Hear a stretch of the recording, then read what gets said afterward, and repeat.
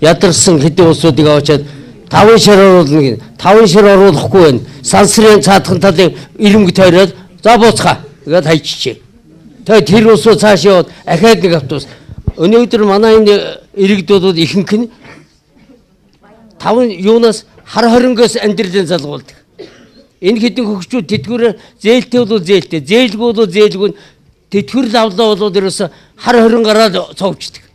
Хар хорин гарахт өнөөдөр кичний автобустан жижиг хар хорин болж гэнэ үү? Иргэдтэй кичний автобустан жижиг гэнэ үү? Ирэх очгийн 4 автобусан сууж байна. Тахилтыг аваач 5 шардаар аваач.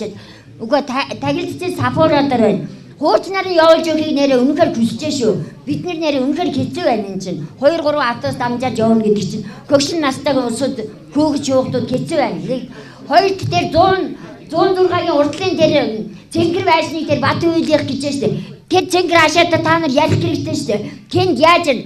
Өөрөө өдөөс тэр 4-6-аар орой тарж байгаа хүүхдэд тэнд хальтарч унаад гэнт чинь осол аваар гарч чинь хулгайчуд тэнд чинь байж чинь хүүхдүүдийг дээрэнд чинь тэр цэнгэр хашааг устгамаар байна шүү.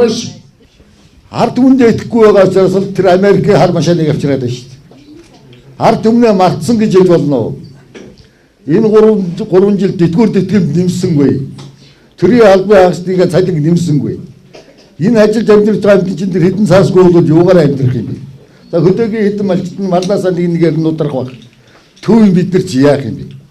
Зээлээ хооронд.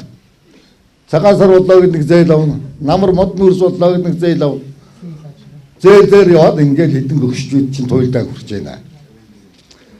За сонгуулийн тухай энэ асуудлыг бол хар хайрцгаар санд асуудал авдаг бол Монголын ард түмэн бүгд эсэргүүцмээр байгаа юм уу? Энийг ихрэг барьж байгаа нэг хэдэн улсууд л толгоогоор ард түмний нэр барьж ийм юм гэдгийг дасан зогсоо цаг болсон байгаа гэж бодож байгаа. За энэ тавьсан асуудал